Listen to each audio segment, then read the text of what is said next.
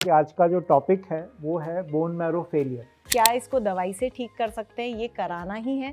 ज़्यादातर बच्चों को दो ट्रीटमेंट ऑप्शन दिए जाते हैं कि अगर उनका सगा भाई बहन अवेलेबल है जिसका बोन मैरो टेस्टिंग में सेम टू सेम है तो बोन मैरो ट्रांसप्लांट सबसे बेहतरीन इलाज है। अगर वो बहुत सफ़ेद लग रहे हैं, पैलर या अनीमिया जिसे हम कहते हैं, कभी कभी उनमें बार बार इन्फेक्शन या फीवर चल रहा होता है लंबे समय तक, but in general they grow up very nicely and they do job, school college ख़त्म करके they get married and they do live a long life. नमस्कार, मैं आपका स्वागत करता हूं ट्रांसप्लांट कॉन्वर्सेशन। ये हमारा एक पॉडकास्ट प्रोग्राम है मेदांता हॉस्पिटल का, और पहले भी इसमें हम कुछ एपिसोड्स कर चुके हैं कुछ बीमारियों में बच्चों के लिए।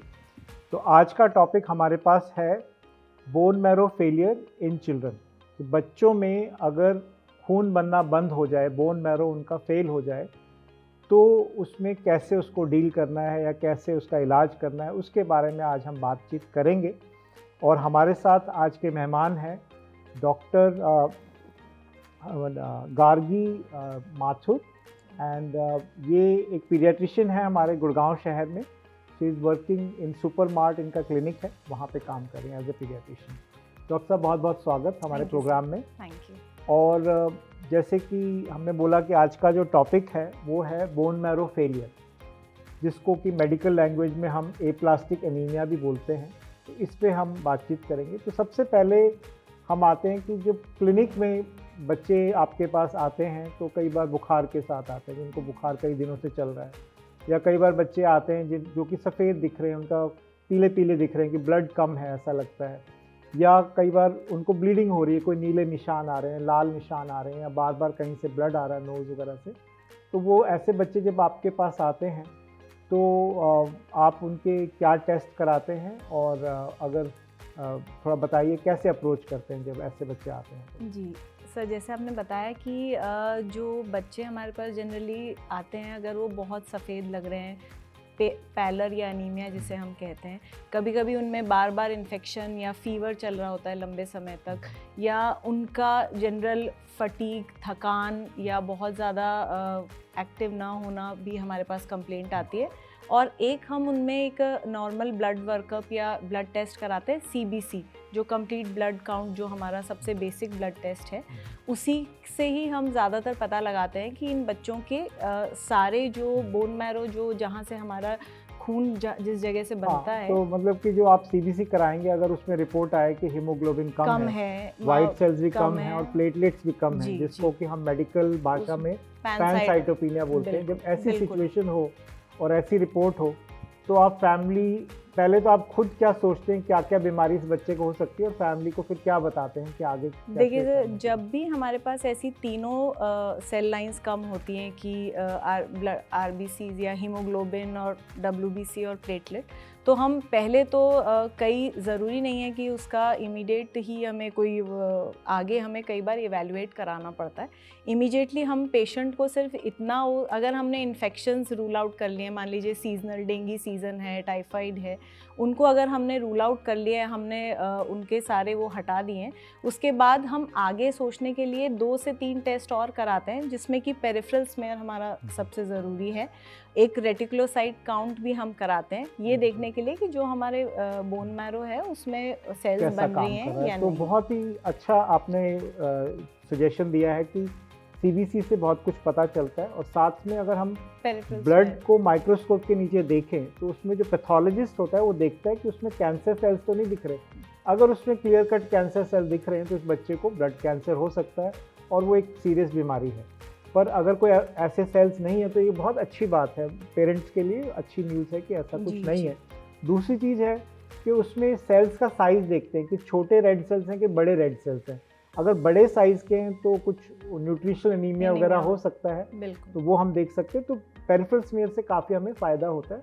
और साथ में रेटिकुलोसाइट काउंट ये बताता है कि बोन मैरो किस स्पीड पे काम कर रहा है। वो अगर बहुत कम है तो मतलब बोन मैरो अच्छे से काम नहीं कर रहा है, और अगर वो बढ़ा हुआ है तो मतलब बोन मैरो आपका सही से काम कर रहा है। तो जैसे कि मान लो आपके पेरिफेरल स्मीयर तो ठीक है, बट उसमें आता है कि रेड सेल्स बड़े साइज़ के हैं, तो आप क्या सोचते हैं और कैसे पेरेंट्स को काउंसिल करते हैं? जी बहुत कॉमन प्रेजेंटेशन है ये हमारे पास कि जब हम पेरिफेरल स्मेयर कराते हैं उसमें हमें रेड ब्लड सेल्स बड़ी मिलती है, तो हमें मेगलोब्लास्टिक एनीमिया B12 डेफिशिएंसी जिसको हम बोलते हैं, विटामिन B12 डेफिशिएंसी हम उसको इसके क्या लक्षण होते हैं बच्चों में विटामिन B12 की कमी? B12 में बच्चा जनरली पेल सफ़ेद है, फीमेल है, वेजिटेरियन डाइट है, एब्सोल्युटली न्यूट्रिशनल सबसे कॉमन कॉज है इसका। और कुछ हाथों में भी बच्चे जनरली हाइपर पिगमेंटेड उनके नकल्स होते हैं, नकल्स हो जाते काले हैं, रंग के, वो काले पड़ जाते हैं। जो उनकी टंग है या जीभ है वो काफ़ी लाल दिखने लग जाती है, साइड से जो इनके होठों के साइड वाली जगह है वो कट सकते हैं। तो उससे हम जनरली पता लगाते हैं कि इस बच्चे को न्यूट्रिशनल डेफिशिएंसी की वजह से। तो ये बहुत ही इम्पोर्टेंट पॉइंट आपने रेज किया है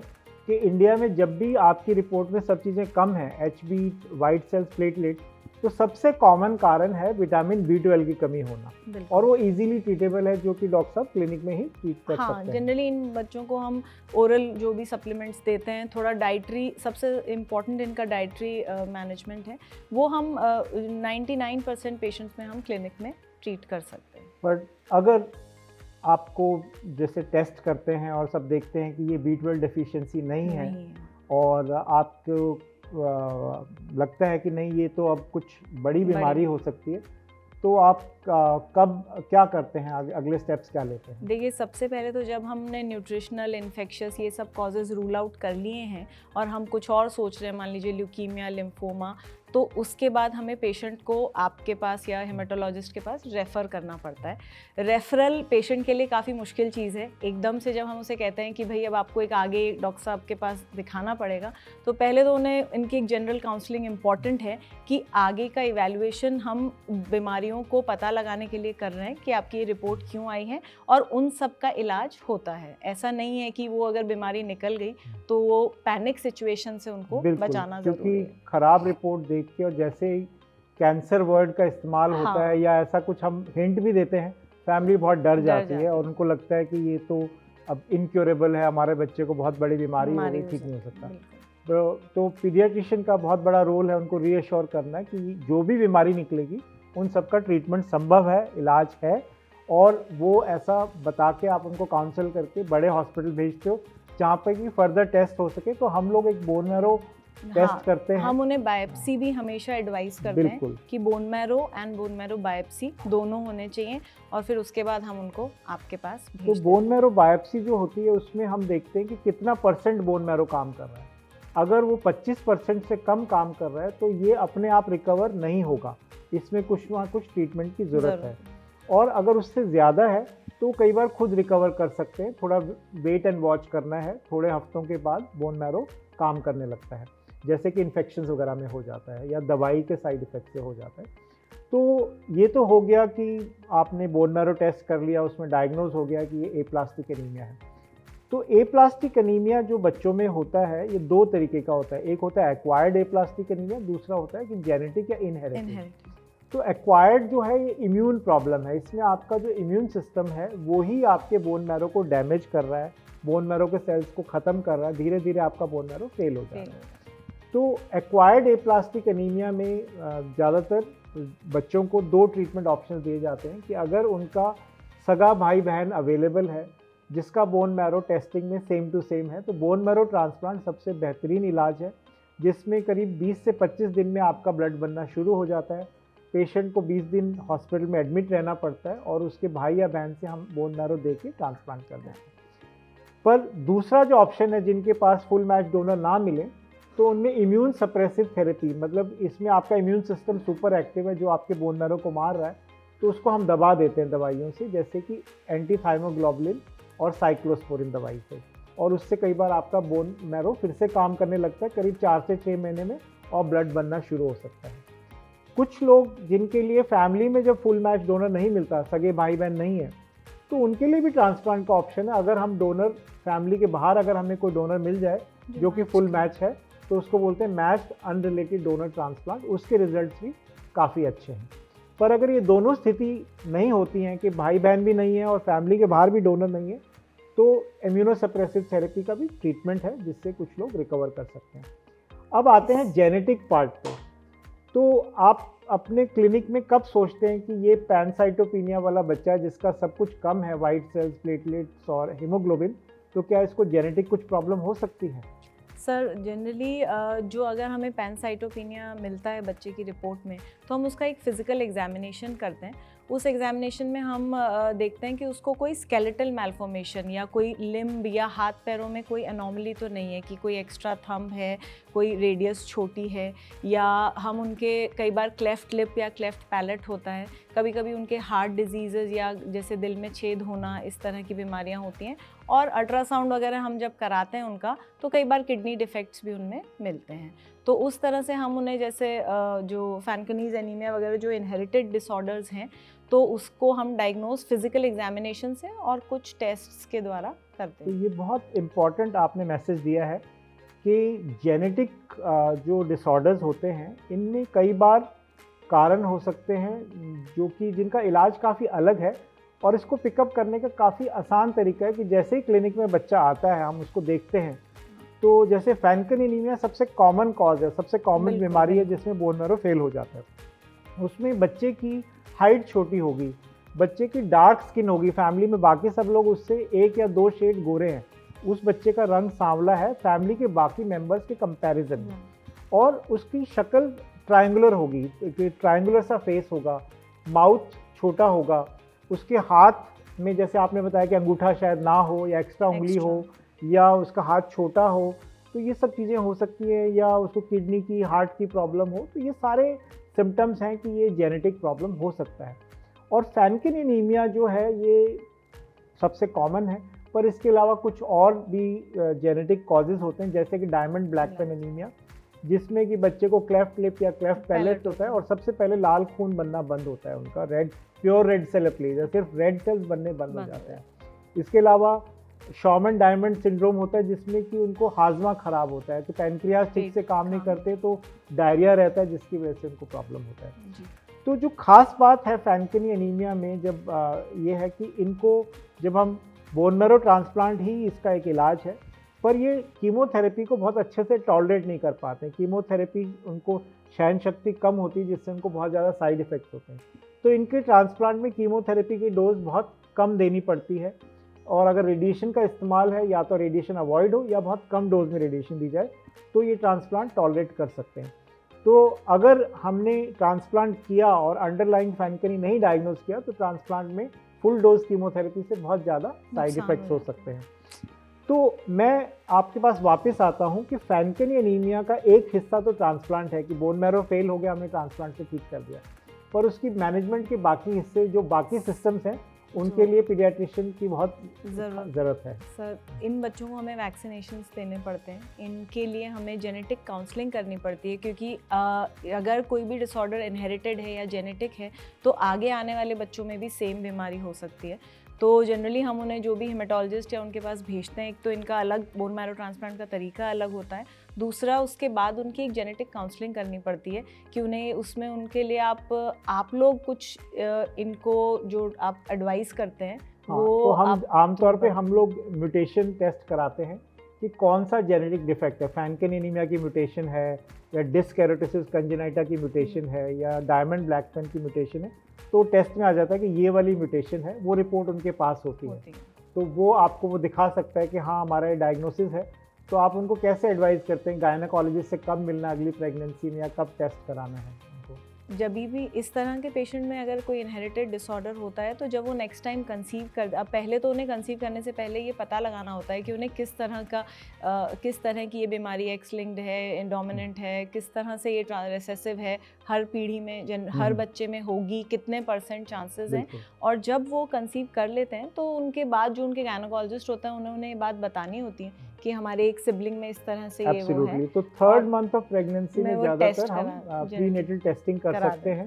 अल्ट्रासाउंड के जरिए एक छोटा सा सैंपल लेते हैं बेबी का, जिससे पता चल जाता है कि उस बच्चे को जेनेटिक प्रॉब्लम है कि नहीं है, और अगर है तो फैमिली को ऑप्शन दिया जाता है कि वो उस बच्चे को ना रखे, वो डॉक्टर से गाइडेंस ले सकते हैं। विद इन फर्स्ट 3 मंथ्स पता लग जाता है उनको, और 3rd मंथ पे हम डायग्नोस करवाते हैं। तो जैसे कि हम अब प्रोग्राम के बिल्कुल आखिरी पड़ाव में हैं, तो मैं चाहूँगा कि आप श्रोताओं को क्या मैसेज देना चाहेंगे? एक की मैसेज अगर आप कुछ देना चाहें तो आप क्या देखिए, कहना चाहेंगे? सबसे पहले तो मैं अपनी क्लिनिक में जो मेरे साथ जो भी पेरेंट्स आते हैं, इस तरह की कोई रिपोर्ट होती है और अब जब उनके सामने हम ये डायग्नोसिस प्रपोज भी करते हैं तो हम खुद भी उसको थोड़ा सेंसिटिवली डील करते हैं।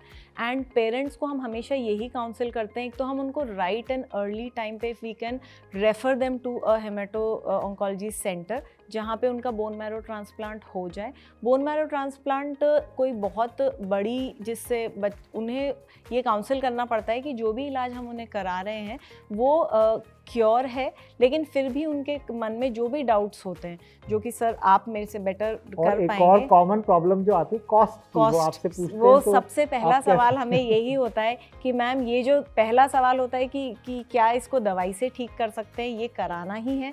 तो हम उन्हें 100% यही कन्विंस करते हैं कि ये ट्रीटमेंट आपको कराना चाहिए, ये आइडियल ट्रीटमेंट है for any kind of aplastic anaemia और थिंग्स लाइक दैट। एंड फिर उनका सवाल होता है कि इसकी कितनी कॉस्ट है। तो जैसा कि आपने पूछा, तो बोन मैरो ट्रांसप्लांट आमतौर पे अलग अलग हॉस्पिटल्स में, गवर्नमेंट या प्राइवेट में, तो 10 to 12 लाख के करीब का मिनिमम खर्चा इसमें पड़ता है। पर जो एक अच्छी खबर है वो ये है कि गवर्नमेंट की तरफ से एक पहल की गई है जिसमें कि कोल इंडिया कंपनी ने टाइप किया गवर्नमेंट के साथ, और कुछ 17 bone marrow transplant including Medanta hospital में पुअर पेशेंट्स के लिए अप टू 10 लाख रुपीज़ इस स्कीम में मिलते हैं। इसका नाम है थैलेसीमिया बाल सेवा योजना। हालांकि ये थैलेसीमिया के लिए स्कीम शुरू की गई थी, पर इसमें एप्लास्टिक एनीमिया या बोन मैरो फेलियर भी इंक्लूड कर लिया गया है। तो 18 साल तक की उम्र के जो बच्चे हैं जिनको एप्लास्टिक एनीमिया डायग्नोज हुआ है, बोन मैरो फेलियर डायग्नोज हुआ है, और उनको ट्रांसप्लांट की अगर ज़रूरत है और फैमिली अफोर्ड नहीं कर सकती, मान लें उनका 8 लाख रुपए सालाना इनकम कम से कम इनकम है फैमिली की, तो वो इस स्कीम का फ़ायदा उठा सकते हैं, जिसमें 10 लाख रुपए गवर्नमेंट की तरफ से मिलता है। और मेदांता हॉस्पिटल में भी ये स्कीम उपलब्ध है और 17 और सेंटर्स में भी उपलब्ध है अक्रॉस इंडिया। तो ये एक बहुत बड़ी पहल है और बहुत अच्छी हेल्प अवेलेबल है। इसके अलावा प्राइम मिनिस्टर रिलीफ फंड या सीएम रिलीफ फंड या कुछ एनजीओज वगैरह के थ्रू भी हेल्प मिल सकती है। तो आज की डेट में ऐसा नहीं है कि हेल्प अवेलेबल नहीं है फाइनेंशियल। तो अगर बच्चे को ट्रांसप्लांट की ज़रूरत है और उससे ठीक हो सकता है तो उनको ज़रूर कोशिश करनी चाहिए, क्योंकि ये एक परमानेंट इलाज है जिससे बच्चा हमेशा के लिए रिकवर कर सकता है। दूसरा सर ये भी उनका ये सवाल होता है कि एक बार अगर ट्रांसप्लांट हो गया तो हमारे बच्चे का आगे की लाइफ पोस्ट ट्रांसप्लांट किस तरह की होगी, क्या वो स्कूल जा पाएगा? तो जैसे कि अगर फुल मैच डोनर ट्रांसप्लांट हम करते हैं प्लास्टिक एनीमिया, तो उसमें 90 to 95% बच्चे हमेशा के लिए ठीक हो जाते हैं इस प्रॉब्लम से। ट्रांसप्लांट के बाद लॉन्ग टर्म मैनेजमेंट बहुत ज़रूरी है कि वो कैसा कर रहे हैं, हाइट, वेट, ग्रोथ उनका लिवर, किडनी वगैरह। तो साल में एक एनुअल चेकअप होना चाहिए विद देयर पीडियाट्रिशियन, वैक्सीनेशन होनी चाहिए, रीवैक्सीनेशन, और long term side effects like cataract वगैरह थोड़ा अर्ली एज में हो सकते हैं, तो उनके लिए वॉच करना चाहिए। But in general they grow up very nicely and they do job, school college ख़त्म करके they get married and they do live a long life. Fertility can be affected with the chemotherapy वगैरह से, तो fertility एक issue रहता है कि fertility कम हो जाती है इन बच्चों की जिनका ट्रांसप्लांट होता है। सो आखिरी में मैं यही कहना चाहूँगा हमारे दर्शकों से कि severe aplastic anaemia, bone marrow failure अगर बच्चे को हो जाता है तो ये एक बहुत डरावना डायग्नोसिस है, एकदम से घबराहट होती है, पर डरे नहीं। आज की डेट में इसका पूरा इलाज है, जिसमें कि बोन मैरो ट्रांसप्लांट एक कारगर परमानेंट इलाज है जो कि आप अपने बच्चे का करा सकते हैं, और सरकार की तरफ से भी इसमें हेल्प अवेलेबल है। धन्यवाद। आज का प्रोग्राम हम यहीं ख़त्म करेंगे और अगली बार मिलते हैं एक नए विषय पे। Thank you doctor.